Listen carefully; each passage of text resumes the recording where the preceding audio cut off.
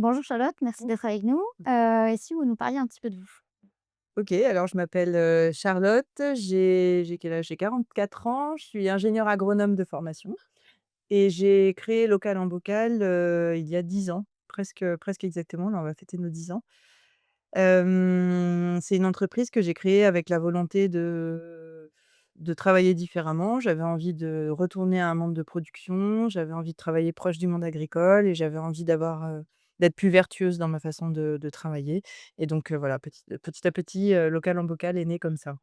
Et donc Local en Vocal, qu'est-ce que c'est exactement? Quelle est votre mission, de cette entreprise? C'est une conserverie artisanale, donc ça, c'est un métier, relativement, ancien. C'est-à-dire, c'est le fait de mettre en conserve, des légumes pendant la saison et ça, on est un peu novateur parce que même si à la base, la conserve, c'était ça, mettre en saison des légumes en bocaux qu'on va pouvoir ensuite consommer toute l'année.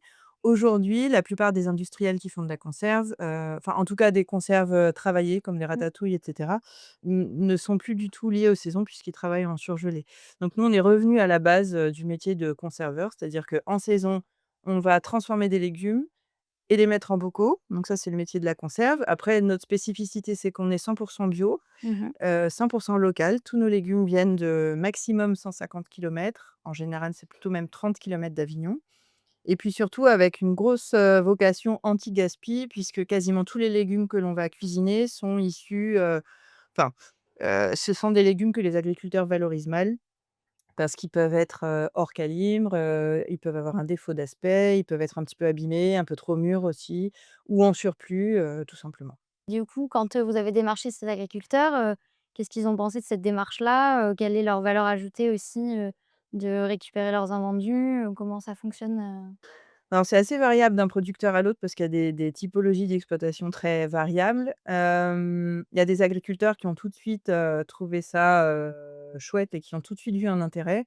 Le problème après qui s'est vite posé, c'est la logistique. C'est-à-dire qu'un petit producteur qui va mettre de côté, 10 kilogrammes par jour de légumes, pour nous, même si on était petits, surtout au début, c'est trop peu. Mmh. Et en même temps, on était trop petits pour les très gros producteurs qui, eux, mettent vraiment beaucoup de légumes de côté. Donc voilà, c'était plutôt ça. Au début, c'était trouver le bon, biais, la bonne façon, de faire pour nos livraisons et cetera. Parce qu'il faut quand même que les agriculteurs ne perdent pas tout leur argent, lors de la livraison. Mmh. Mais il a fallu quand même un peu de temps avant que les gens, nous fassent confiance et puis maintenant le bouche à oreille fait qu'on n'a pas trop de mal à trouver des légumes, ici Et et des donc fruits. oui, il y a des fruits et donc vous faites, de la conserve, vous faites des soupes, vous faites, des gazpacho, des choses comme ça. Ouais. Quels sont vos principaux clients, finalement, dans cette entreprise? Vous vendez aux particuliers, aux professionnels, La moitié de notre chiffre d'affaires, quasiment exactement, est réalisé avec notre marque qui s'appelle Mmh. Local en Bocal et ça, c'est une marque qui est commercialisée en magasin bio principalement, donc des Biocoop, des Meubles Shop, des La Vie Claire, des indépendants, enfin de Biomonde, il y en a beaucoup. On est évidemment bien, bien représentés sur le sud-est de la France, mais on passe aussi via des grossistes, on est vendu sur Paris, sur Lyon et cetera. C'est des produits qui s'adressent aussi pas mal à des urbains, Ouais. puisque nos clients sont plutôt des gens, qui ont peu de temps pour cuisiner et qui ont un pouvoir d'achat plutôt élevé. Donc on est plutôt sur les grandes villes. Donc ça, c'est pour notre, marque. Évidemment, on fait un petit peu de vente directe, c'est-à-dire que les gens qui veulent peuvent acheter sur notre site internet et venir chercher leur colis ici. Mais voilà, c'est une toute petite part du chiffre d'affaires. Et par ailleurs, on travaille pour les cantines, Mmh. principalement les cantines d'Avignon, sous cette forme-là. Ah oui. Donc sous cette forme, on fait, des soupes, des compotes, des préparations pour taboulé et des sauces tomates. Mmh. Ça représente, 5-6 de notre chiffre d'affaires, un petit peu plus. 10 du chiffre, c'est le travail à façon. Donc le travail à façon, on en fait beaucoup, beaucoup en été. C'est le fait de travailler pour les producteurs. Ils nous amènent leurs propres légumes, on les cuisine, on fait des coulis, des ratatouilles, et ensuite ils les vendent à, sur leur marché ou à la ferme. Donc ça, c'est le travail à façon et enfin, on travaille pour d'autres marques. Par exemple, on travaille pour la marque Monoprix Bio, pour qui on fait des soupes, et on fait des pickles également pour, une autre marque, voilà. Donc vous avez réussi, grâce à ces invendus et les producteurs locaux à créer, plusieurs modèles, de «business» entre guillemets. Heu et le cœur de ce modèle-là et de cette mission, c'est du coup, vous l'avez dit, le bio, le côté invendus responsable. Pourquoi en fait vous êtes partis de cette, ambition-là de pouvoir allier le bio, le côté artisanal et le côté aussi invendu? Le bio, c'est venu assez naturellement, c'est parce que je pense, que l'agriculture doit tendre vers le zéro pesticide Mmh. et donc le cahier des charges bio aujourd'hui, c'est le seul qui soit, en tout cas, exigeante de ce point de vue-là. Attention, j'ai rien contre l'agriculture conventionnelle, mais je pense en tout cas que le bio, c'est l'avenir de l'agriculture Mmh. ou en tout cas qu'on doit tendre vers donc et en plus, en Provence, la bio, c'est pas un souci. Il y a beaucoup de producteurs bio. Mmh. On est dans une région où c'est plutôt plus facile de faire du bio qu'ailleurs. Il y a moins de pression de champignons notamment. Donc voilà, la bio est venue spontanément. L'anti-gaspi, ça a toujours été une préoccupation, mais au début, je ne savais pas si on arriverait à travailler, uniquement comme ça ou Ouais. pas et ça, c'est au fur et à mesure, en rencontrant des producteurs, en évaluant avec eux ce qu'ils mettaient de côté, on a vu qu'en fait, on y arrivait bien. Alors il y a quand même quelques exceptions. Par exemple, pour faire du coulis de tomates, il faut de l'aroma Mmh. et donc en général, cette roma, elle est cultivée pour le coulis. Alors elle est moins jolie parce qu'on y prête moins de soins qu'une Mmh. tomate de bouche, mais c'est de la tomate cultivée. Mais quand même, sinon, à part ça, on est quasiment à 100 sur de l'écart de tri. Et comment est-ce que vous arrivez à créer vos recettes? Est-ce que, vous avez, une R&D directement chez vous? Qu'est-ce qui fait que, voilà, une soupe voit le jour, Ouais. par rapport aux saisons, par rapport aux recettes, par rapport à la production que vous pouvez avoir? Comment est-ce que vous gérez tout ça? Le principal, leitmotiv au début, c'était, d'avoir une variété de recettes qui nous permettent de couvrir, une période de l'année la plus importante possible. Mmh. Parce qu'il y a quand même des périodes creuses où il y a peu de légumes et moi, je voulais pérenniser, mes postes, je veux que l'équipe soit en CDI au maximum et donc il fallait qu'on puisse travailler toute l'année. Donc l'enjeu, c'était aussi de faire des recettes, qui puissent nous permettre de travailler toute l'année. On a quand même un trou, mais ce trou-là, il est largement comblé aujourd'hui grâce aux pois chiches. Pois chiches au naturel, c'est devenu une de nos meilleures ventes. C'est un produit qui est très consommé OK. et ça, c'est un produit qui est très bien pour nous parce qu'on peut le faire à tout moment de l'année donc Mmh. il «bouche les trous» entre guillemets, c'est précieux d'avoir un produit comme ça. Donc voilà, la saisonnalité, c'était le premier enjeu, et ensuite ça se fait assez naturellement. Par exemple, à notre gamme, si on se dit: «Ah bah tiens, ça serait bien d'avoir une nouvelle sauce», bon bah, voilà, on Mmh. va travailler sur une nouvelle sauce. On peut avoir des clients qui viennent avec une demande spécifique et quand j'ai un gros client qui nous demande des soupes notamment, j'y alerte toujours sur la saisonnalité de production par rapport à la saisonnalité de Mmh. consommation. Parce que quand on est sur, par exemple, je vais dire, faire une soupe de tomates, c'est faire quasiment tout son stock avant, la période de Oui. consommation, donc c'est prendre un peu de risque. Mmh. C'est-à-dire qu'il faut constituer un stock, donc mettre de l'argent, dehors. Alors que quand on est sur une soupe de courges, la saison de production, elle est beaucoup plus corrélée à la saison de consommation, donc on a moins besoin de stocker énormément. Donc ça, c'est un sujet important parce que quand on fait de la conserve, la question du stock, elle est cruciale. Mmh. On est obligé de stocker pour en avoir toute l'année. Donc voilà, c'est des paramètres qu'il faut prendre en compte. Quant à la R&D, alors on en a fait beaucoup. On a fait travailler des cuisinières, professionnelles pour avoir des recettes sympas. On a des inspirations diverses et variées. Il y a eu des étudiants aussi en R&D qui ont travaillé chez nous successivement. Il y a beaucoup de recettes qui viennent de moi ou d'inspirations diverses, quoi et après une fois que bon, il y a c'est une chose d'avoir une bonne recette, en cuisine. Ensuite, il faut l'adapter pour que industriellement parlant, ça tienne la route, que ça supporte la Mmh. stérilisation et cetera donc on va la retravailler. On déguste tous ensemble en équipe et puis on fait évoluer. Voilà. Et comment réagissent du coup vos clients? Est-ce qu'ils sont, est-ce qu'ils du coup, ils testent avant d'acheter? Est-ce qu'ils vous font confiance aujourd'hui sur, les recettes? Comment ça fonctionne, Oh, ils testent avant d'achat. Alors je suis pas dans tous les magasins pour savoir comment ça se passe, mais bah, ce qui est sûr, c'est qu'il y a le premier acte d'achat. Mmh. Donc ça, bah, c'est l'étiquette, c'est ce qu'on va raconter sur notre étiquette, mais après il faut que le produit soit bon. Moi, je suis pas une bonne commerciale dans le sens où je serais incapable de vendre un truc que je n'aime pas. Ouais, ouais. Donc non, non, on travaille beaucoup pour le goût de nos produits. Ça a beau être de l'anti-gaspi et cetera, il peut y avoir de la variabilité, hein. Typiquement, les tomates, le gazpacho change de couleur et c'est OK. En revanche, je veux que le goût soit bon toujours Mmh. et et donc oui, je crois qu'on fait des bons produits et que les gens les apprécient. Enfin, en tout cas, on y travaille. Ouais. Et est-ce que vous avez vu, par rapport aux 5 ou 10 dernières années, une évolution de la consommation, chez vos clients? Enfin, hem, je veux dire dans le mode de consommation a énormément changé ces dernières années, notamment avec l'arrivée du covid et cetera. Est-ce que vous, vous avez ressenti ça, dans vos ventes, dans, la valeur ajoutée que vous avez sur le côté artisanal, bio, et de saison et local? Qu'est-ce que vous avez, bah, vu, dans la consommation d'aujourd'hui par rapport à avant? Bah, c'est assez une question assez complexe, ça a changé effectivement. Déjà, ce qu'on peut dire, c'est que les consommateurs des magasins bio ont changé. Au début, quand on faisait nos premières animations en magasin il y a une dizaine d'années, c'était vraiment des gens très engagés. Alors ils consommaient bio soit pour, l'environnement, soit pour leur santé. Il y avait beaucoup de gens qui venaient aussi pour la santé.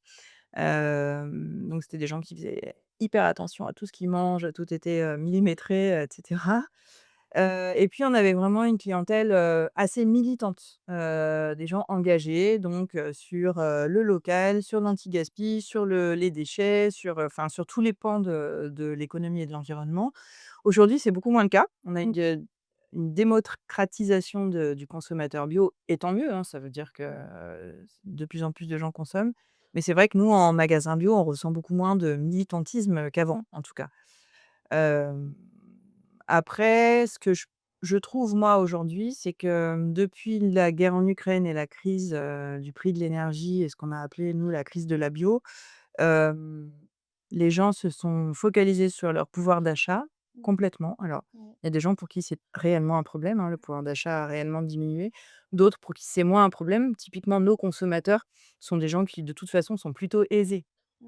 Par contre, la part du pouvoir d'achat alloué à l'alimentation ne cesse de baisser et aujourd'hui, moi, j'ai vraiment l'impression, mais pas uniquement sur l'alimentation, mais quand on lit des journaux, quand on écoute, ce qui se passe aux infos et cetera, on ne parle plus d'environnement, plus personne n'en a rien à faire, on ne parle que d'économie et j'ai l'impression, moi, que c'est vraiment passé en second plan. Mmh. Alors que, quand même, il y a quelques années, Oui. la prise en compte environnementale était sur le tapis.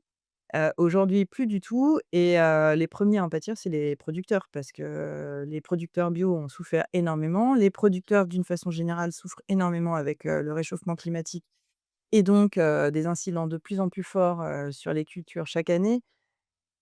Il y a aucune saison qui se ressemble en agriculture, mais alors en ce moment, c'est le summum. C'est vraiment, Mmh.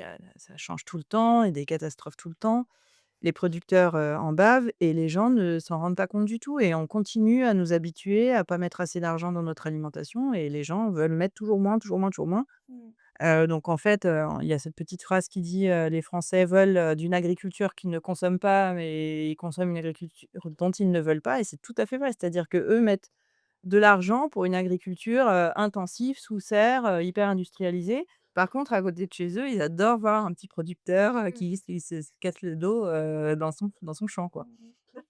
Et du coup, comment vous avez, pu, bah, du coup, j'imagine que vous avez reçu ces retours-là de par les producteurs avec lesquels vous travaillez.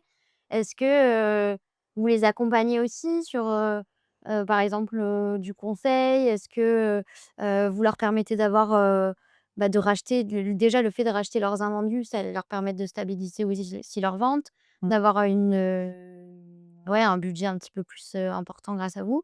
Comment est-ce que vous faites avec cette relation, producteur? Alors moi, j'ai aucune, prétention, à conseiller les producteurs, donc je ne le fais pas. Après on échange, on discute et parfois, surtout en été sur le parking, tout Mmh. le monde peut se lamenter, on échange. Hem Après, c'est sûr que nous, enfin, j'espère en tout cas qu'on ait un complément, de revenus, ça Mmh. c'est sûr. Des légumes plutôt que de les jeter, ben, nous on paye plutôt pas trop mal en plus pour les écarts de tri. Alors pour les tout petits producteurs, on paye hyper mal, c'est sûr, parce qu'ils ont l'habitude des prix, vente directe. Mmh. Mais pour les gros, on pratique des prix qui sont plutôt, pas trop mal. Donc finalement, c'est vrai que c'est un revenu complémentaire et tant mieux, mais c'est pas du tout suffisant pour eux, quoi. Mmh. Et si, Si vous deviez nous dire, bah, par exemple, vous, votre idéal de l'alimentation de demain, d'ici 2035, vers quoi ça tendrait? Alors, je prêche pas trop pour ma paroisse, mais cuisiner, cuisiner, cuisiner, revenez à du brut, hein, achetez des fruits et légumes de saison. Alors ça, c'est vraiment la base, mais c'est idiot, mais achetons des légumes et des fruits de saison, achetons local et acceptons de mettre plus de budget dans notre alimentation parce qu'en fait, ça vaut le coup. C'est, des bons produits, c'est bon au goût, c'est bon pour l'environnement, c'est bon pour l'économie locale, c'est bon pour notre santé, enfin, consommer des produits sur lesquels il y a moins de pesticides, qui ont fait moins de kilomètres et cetera, c'est tout vertueux, en fait. Donc, mettons plus d'argent dans notre, alimentation, allez voir les fermes, allez discuter avec les paysans Oui, se rendre voilà. compte du terrain et Ouais, qu'il y a derrière l'alimentation, derrière une carotte, derrière, absolument et de la vie mais saine parce que la plupart du temps, enfin, les petits agriculteurs en maraîchage, ils travaillent comme des fous, hein. Ils sont à 50 heures semaine, facile. Ils se font mal physiquement et tout ça pour gagner à peine un SMIC Mmh de 35 heures donc, mh. c'est peu. Mmh. Et vous, comment vous choisissez vos producteurs avec qui vous travaillez? Heu, on ferme pas trop de portes. C'est-à-dire que de ce point de vue-là, on va pas plaire à tout le monde, mais on souvent les agriculteurs, que vous aimez voir à la télé, c'est-à-dire des petits producteurs très diversifiés, qui ont des jolis haies, qui préservent la biodiversité et cetera. Eux ont très peu de légumes pour nous. Parce qu'en fait, ils les valorisent très bien en direct. Vous-même, quand vous allez à la ferme, vous acceptez tout à fait qu'une courgette soit un peu grosse ou qu'une carotte soit un peu tendue. Ouais. Et donc on travaille aussi avec des producteurs bio et locaux, ça c'est bio et local, c'est évidemment la condition, mais qui sont beaucoup plus gros avec, des serres et cetera et parce qu'eux ont beaucoup d'écarts de tri donc il y a beaucoup de gaspillage au niveau de ces grosses exploitations donc pour moi ça a du sens aussi. Ouais. Donc en plus du local, en plus, de Ouais. l'artisanal, il y a le côté insertion, Ouais. pour les gens que vous employez, c'est On ça? est devenu entreprise d'insertion, je sais pas, il y a 3 4 ans. C'est-à-dire qu'en fait, on est une entreprise, classique, mais on bénéficie d'un agrément d'État pour, embaucher, en ce moment, c'est 3 personnes en contrat d'insertion. C'est-à-dire qu'on les accompagne, professionnellement sur leurs projets professionnels, sur, ben, les règles du travail. Alors chez Mmh. nous, c'est l'alimentaire, mais c'est donc, être à l'heure, travailler en équipe, les règles d'hygiène, le process, et cetera et cetera. Et puis du coup, travailler sur le projet professionnel et lever les freins sociaux qu'ils peuvent avoir. Donc, ça peut être, la langue française, ça peut être le permis, ça peut être un problème de logement. Il y a plein de difficultés, diverses et variées sur lesquelles on essaye de les accompagner. Et ça Le but fonctionne? étant le retour à l'emploi, durable. Ça fonctionne plutôt bien, oui, oui. Alors évidemment, parfois, on a des déceptions, mais globalement, il y a quand même pas mal de personnes qui sont passées chez nous, qui sont aujourd'hui en CDI, donc ça, c'est Mmh. chouette. Ouais, c'est bien. Mmh. Sur l'alimentation, la vision de l'alimentation, bah, même vous, votre vision de l'alimentation, bon, on l'a dit, Non, moi, je suis c'est pas très différable. optimiste, donc je vais pas OK. je vais pas plomber Et l'ambiance. local en vocal. Non, non, non, non, pas du tout, mais moi, je suis effarée de voir, l'absence complète de considération pour, tout ça. Mmh. Non, les gens n'ont plus rien à faire, vraiment, c'est dramatique. Et En comment, fait, maintenant, le réchauffement climatique, bah, de toute façon, maintenant, ça y est, on sait que ça va nous tomber sur la tronche, donc on attend. Puis un jour, on se prendra un truc et puis voilà. Je suis effarée. mmh, Donc pas très optimiste, non. ouais, ouais. Mmh. Oui. Les agriculteurs disparaissent les uns après les autres, ça a l'air de poser problème à personne, sauf qu'il faut quand même manger un jour, les gens vont se rendre compte qu'en fait, on a besoin d'agriculteurs pour manger. «Ah oui, c'est vrai, tiens». Bah oui. Mmh. Ouais, ouais. Et ils sont combien par exemple là? Et on n'a pas valorisé leur métier du tout, on les a laissés crever, enfin, là, c'est une vision très noire, mais c'est quand même un peu la tendance qu'on est en train de Mmh. prendre, quoi. Oui, vous le voyez vraiment, enfin, sur les producteurs avec qui vous travaillez? Moi, il y a eu une année où je sais plus, on a 4-5 agriculteurs qui partent à la retraite et qui avaient pas de repreneur. Je me disais: «C'est dingue quand même, on est en plus dans des zones urbanisées, enfin, je veux dire, il y a du monde». Mmh mh. C'était des producteurs qui étaient dans les Bouches-du-Rhône, entre Aix et Marseille, Mmh. Et oui, oui. Oui, c'est une région qui est plutôt c'est intéressante. pas au fin fond de la Creuse avec zéro consommateur enfin, vous voyez, c'est Mmh mh. non, c'est donc bon, alors il y a quand même heureusement, il y a encore des agriculteurs, mais il y a de plus en plus de friches. On valorise pas ces métiers-là. De toute façon, comme tous les métiers physiques, hein, manuels, ils Mmh. sont très peu valorisés. Oui et puis du coup, c'est vraiment venu de cette attention-là, de valoriser le producteur, Mmh. d'aider le côté local, artisanal et d'en faire une entreprise, oui, assez engagée finalement socialement, enfin, au niveau de l'environnement Ouais, ouais. non, quoi. Ah bah, oui, oui, c'était ma je crois j'ai pas imaginé faire différemment, en fait, que de ça. C'est pas les gens me disent: «Ah, tu fais de la RSE». Oui, mais du coup, c'était pas, par volonté de faire de la RSE, c'était Ouais, plus parce que c'était ma façon de voir les choses, quoi. par conviction, ouais, Oui, une vraie oui. conviction. Mmh. Du coup, dans le podcast, on parle de l'alimentation de demain et si vous deviez, nous résumer en une phrase votre vision de l'alimentation de demain, qu'est-ce que ce serait? Et ça serait une alimentation, locale, de saison et cuisinée. Très bien, merci beaucoup. Merci à vous.